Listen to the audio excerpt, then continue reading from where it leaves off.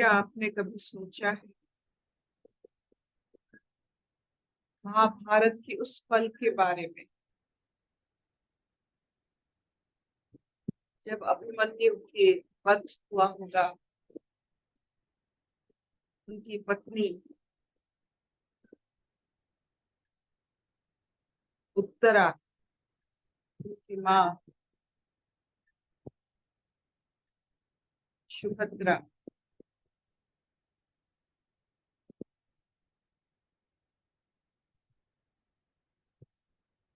के बारे में?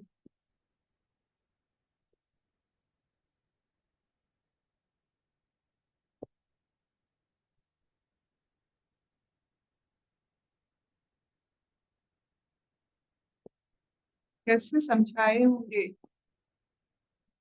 कृष्ण उनको?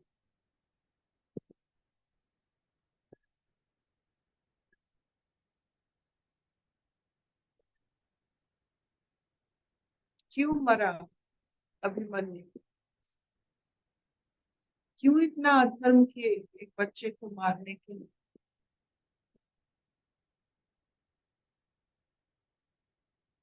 कभी आप सोचे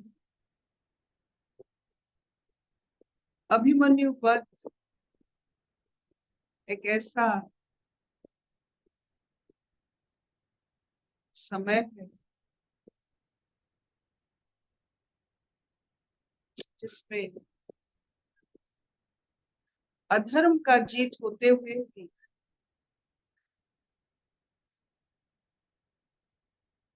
धर्म की रक्षा अभिमन्यु अपने शरीर के द्वारा करके वीर गति को प्राप्त होकर, जिस कारण उनके शरीर उनको मिला था कि धर्म रक्षा करने के लिए, वो अति कम समय में धर्म रक्षा करके अपने स्थूल शरीर से अलग हो गए।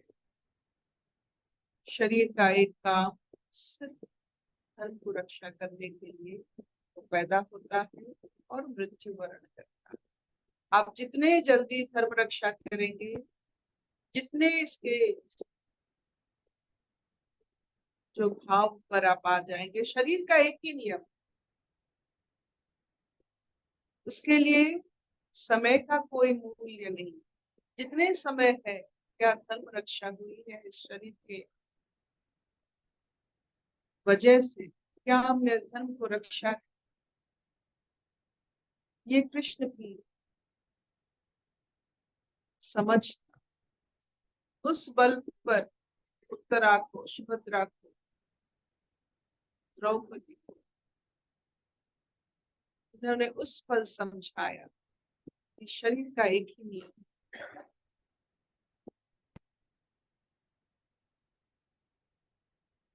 धर्म रक्षा। उसके बाद उसका कोई मोल नहीं। अभिमन्यु जैसे क्षत्रिय कुल में जन्म होने वाले एक बालक अपनी छोटी सी उम्र में कूद पड़ता है।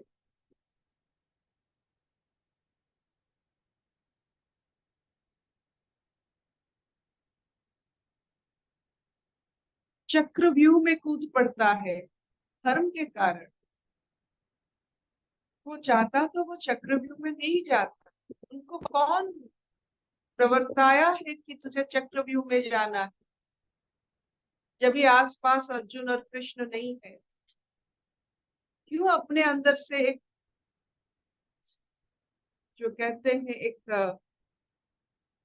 अग्नि तत्व जन्म लेता है? क्यों? क्यों इन महापुरुषों की गति अलग होती है? क्यों वो एक ऐसे पथ चुन लेते हैं जो सामान्य इंसानों के लिए, मनुष्य के लिए बहुत कष्टदायक होता है? क्यों? ये धर्म रक्षा का जुनून क्या होता है? कल जब हम बात कर रहे थे तो हमने आपको कहा था कि जीवन में बहुत सारे किरदार है, एक किरदार को पकड़िए और उसका सारांश ढूंढिए। तो कल इससे जाते जाते अभिमन्यु के बारे में हमारा मन रह गया।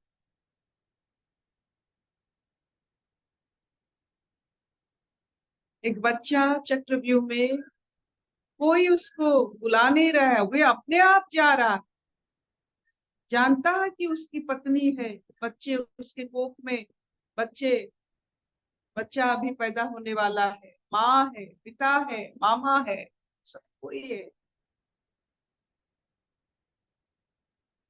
यही होता है शरीर का नियम। शरीर का एक ही कर्म होता है, धर्म रक्षा। आपको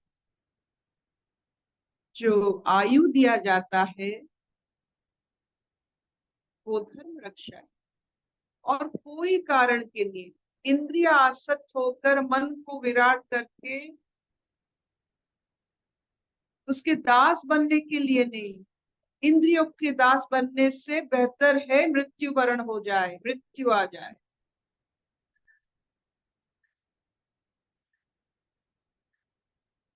अभिमन्यु इंद्रियों का दास नहीं बना, अपने शरीर सुख, देह सुख, इसके बारे में सोचा नहीं। अपने आप को एक ऐसी व्यूह में, एक ऐसे चक्कर में वो चला गया कि वो जानता है वो नहीं निकल पाएगा, फिर भी अपने शरीर को आहुति दे, और वीर गति को प्राप्त होता है, जिससे कहते हैं कि वीर गति को प्राप्त होने वाले स्वर्ग में उनके स्थान होता है।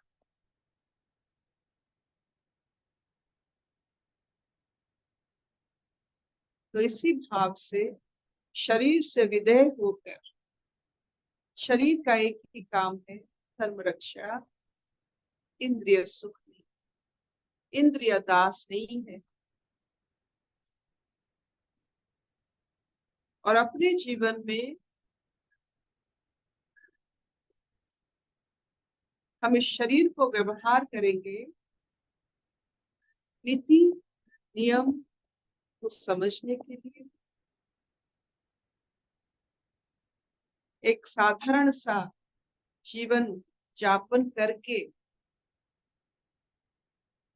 धर्म की जो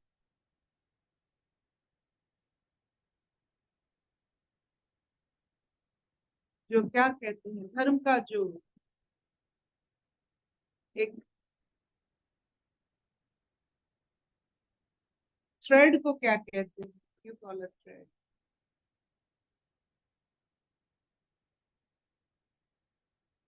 धागा। धागा। इस धागे से जो हम, धर्म की धागे से जो हम बंधे हुए, उस धागे को समझे। उस धागे में जैसे फूल लगाकर हम माला बनाते हैं, उस धर्म की धागे में हम खुद फूल बन जाए, ताकि ईश्वर की माला बन सके।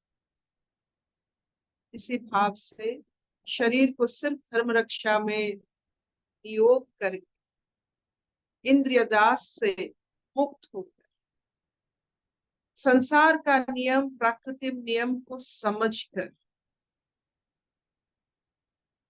मनुष्य की धर्म निसंदेह अंतरंग ज्ञान,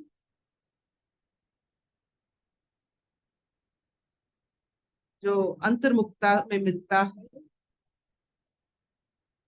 और बहिर्मुक्ता में अंतरंग ज्ञान विवेचना के रूप में धारण होता है। तो इसी भाव से आगे पढ़ते हैं।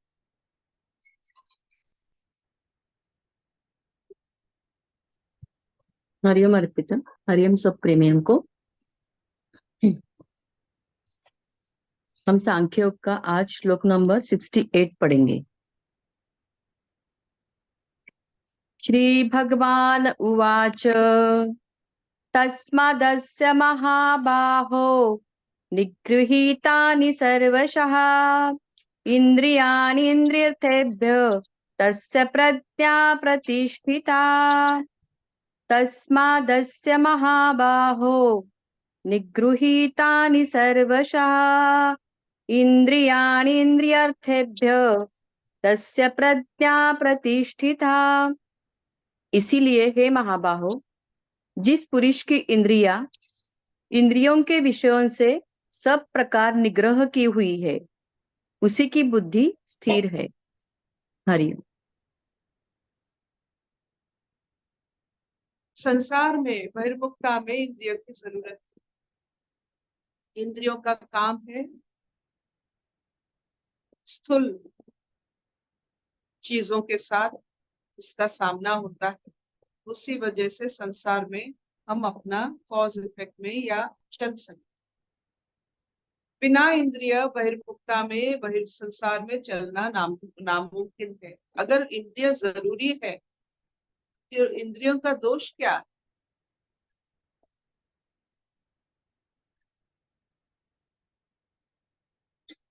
टेमिंग ऑफ इंद्रिय।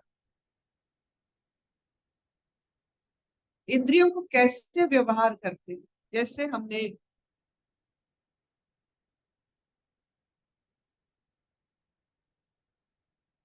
कहा था कि साधारण सा हमारा भोजन, हमारा शरीर और हमारे जो अन्नमय कोश है जिससे सब कुछ प्रकटित होता है, हमारा खाना अन्नमय कोश को जाना है इंद्रिय सुख के लिए। हमें मालूम होना चाहिए कि अन्नमय कोश से देहमय, मनमय, ज्ञानमय, विज्ञानमय और आनंदमय कोश को, यही अन्नमय कोश से हमको जाना है। तो जब हम खाना खाते हैं, भोजन करते हैं, जीभ का स्वाद लेते हैं, आंखों से उसका सुकून लेते हैं, स्पर्श से उसे अनुभव करते हैं, तो ये सब मिलाकर हमारे अन्नमय कोश में उसको भावपूर्ण भाव से ईश्वर को साक्षी मानकर अन्नमय कोश में हम अपना खाना डालते हैं। ये प्राकृतिक है। आप जब खा रहे हो, अन्नमय कोश के साथ आपका संबंध नहीं बन रहा है, ना अन्नमय कोश से आप आनंदमय कोश का आपका ज्ञान है, ये अगर नहीं होता है तो ये सब खाना आप इंद्रियों को दे रहे हैं। जब आपको पता चलता है कि हमें अन्नमय कोश के लिए खाना चाहिए या इंद्रियों के लिए खाना चाहिए, इंद्रिय जरूरी है वो खाने को चुनने में, लेकिन उसके लिए नहीं है, आपकी अन्नमय कोश के लिए है, जहां से बनता है आपका आनंदमय कोश, जिससे लिंक्ड होता है। तो ये विवेचना शक्ति आप में है, इंद्रियों में नहीं है। आप में विवेचना शक्ति आ गई तो इंद्रियां अपने जगह पर वो ठीक कर्म करते हैं। इंद्रिय चाहिए बहिर्मुखी जीवन में। जब हम संसार में चलते हैं तो हमें इंद्रिय चाहिए, लेकिन इंद्रिय की अनुसार अगर आप विवेचना करें वो विकृति बन जाता है। वो आप खाते रहते हो, जो प्रकृति बनती है वो विकृति बन जाता है, विकृत हो जाता है। जब इंद्रिय उसका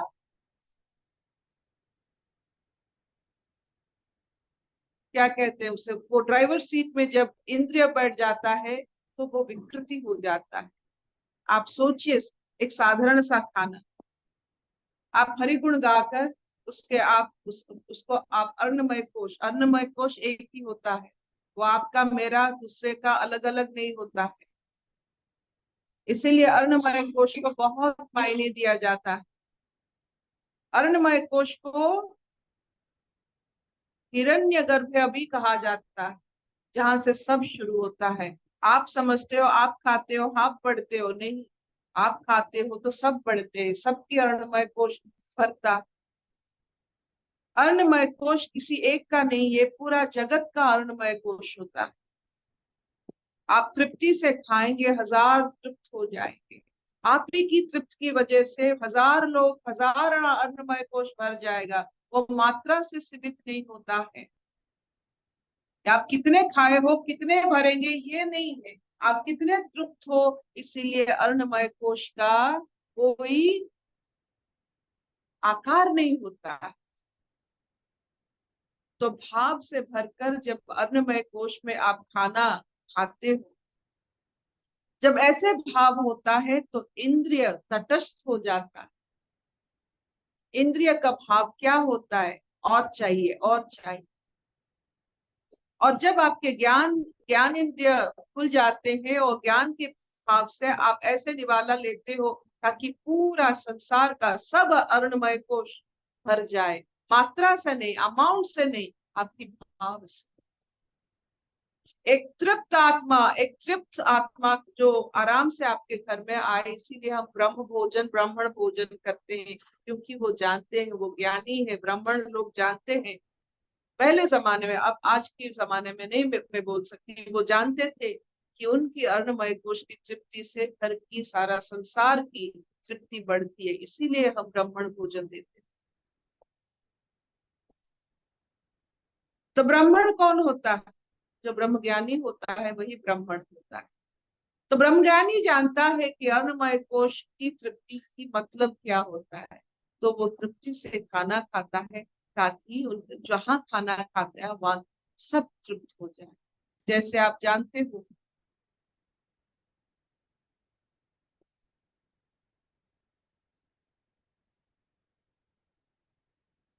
द्रौपदी जब वन में थी, उनके पास एक अक्षय पात्र, वो अक्षय पात्र में सबको देखकर ही जब वो खाना खा लेती थी, तब वो अक्षय पात्र में उस दिन के लिए और खाना नहीं आता। तो वो जानते हुए उनको उलझन में डालने के लिए, उनके खाने के बाद दुर्वासा ऋषि वहां पधारे, हजार संख्या की शिष्य को लेकर। वो भूखे थे, वो पहुंचकर खाने के लिए निवेदन किए कि वो वहां खाएंगे।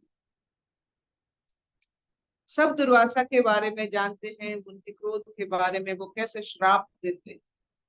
तो अब अक्षय पात्र खाली वो नहीं दे सकते हैं।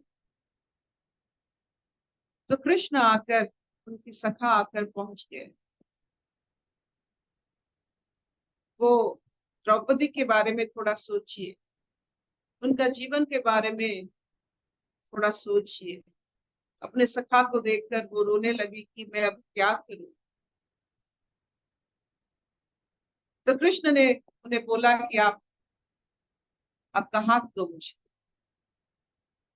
तो द्रौपदी रोते रोते अपना हाथ बढ़ा दे अपने सखा को, अपने मित्र को। तो वो देखे कि जो वो खाते थे, जब द्रौपदी बंटन करते थे खाना, तो उनके उंगलियों की, सुंदर उंगलियों में थोड़ा बहुत अन्न लगा था। एक अर्ण की दाना लेकर कृष्ण ने बड़े प्यार से अपने अर्णमय कोश में डाला। इतना तृप्त हो गए कि सारे ब्राह्मण तृप्त हो गए एक तृप्ति से। और उनको लगा, जब वो नहा धोकर आकर बैठे हैं, उनका पेट जैसे भरा लगता है। इतना भरा लगा, कृष्ण इतने आराम से इंद्रिय दास ना बनकर अन्नमय कोश में एक ही दाना उंगलियों से निकालकर खाने वाले हजारों को तृप्त कर लेते। यही होता है समझ। इससे कहा जाता है टेमिंग ऑफ इंद्रिय। इंद्रिय जरूरी है, लेकिन दास बन कर नहीं, उससे व्यवहार करेंगे ऊंची सोच, आग व्यवहार करेंगे दर्शन के लिए, कर्ण व्यवहार करेंगे भजन के लिए, सुनेंगे।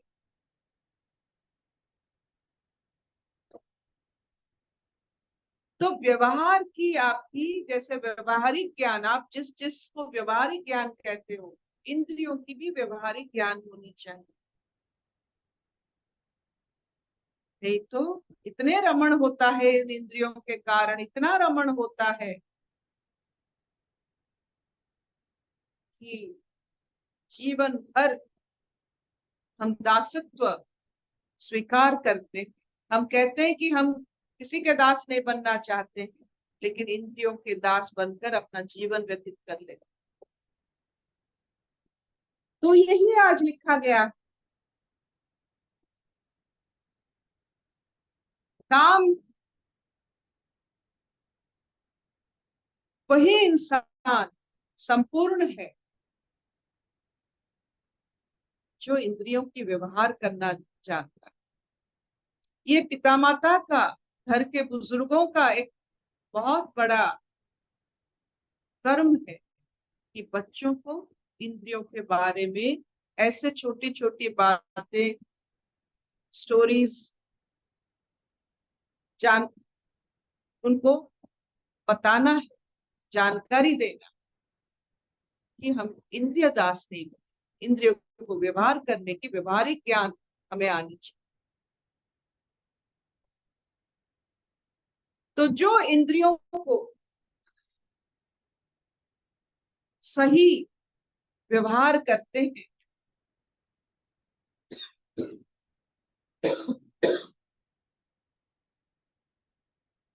वो इस संसार में आनंद पूर्वक राजा जैसा समय यहाँ काटते हैं। एक तो दास का क्या समय कटता है, वो तो मालिक के ऊपर निर्भर करता है, और मालिक कौन है? इंद्रिय। इंद्रियों के कारण हमें दास भरा जीवन व्यतीत करना पड़ता है। क्या इतना चलेगा? जी हाँ। हाँ मामा। तो हर इंद्रियों का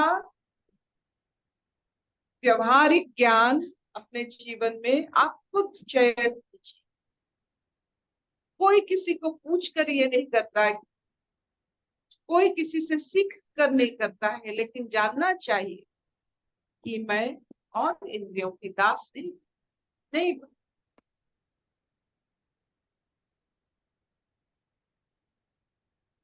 अशतो मां सद्गमय, तमसो मां ज्योतिर्गमय, मृत्युर्मामृतंगमय।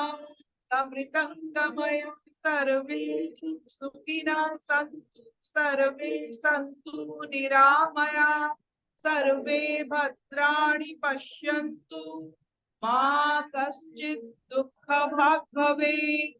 ॐ शान्ति शांति शांति।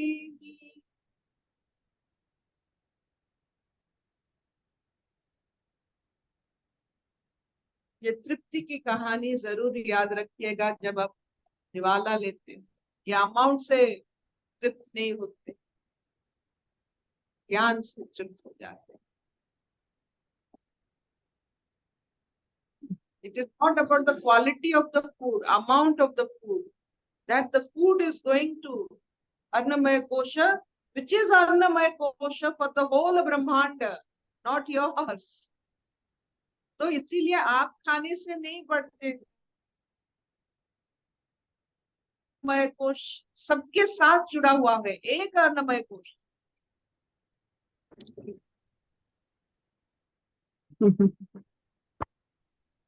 आराम से तृप्ति पूर्वक एक एक निवाला लेकर अन्नमय कोश में जब आप डालते हो, ये जैसा होम होता है, घी जब लगता है, वैसे होम में जैसे आप डालते हो, एक अन्न में एक होम हो रहा है।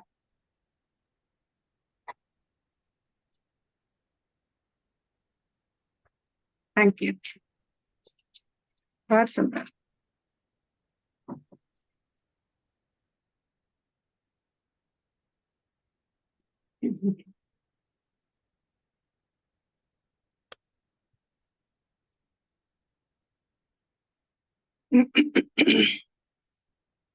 इसको समझ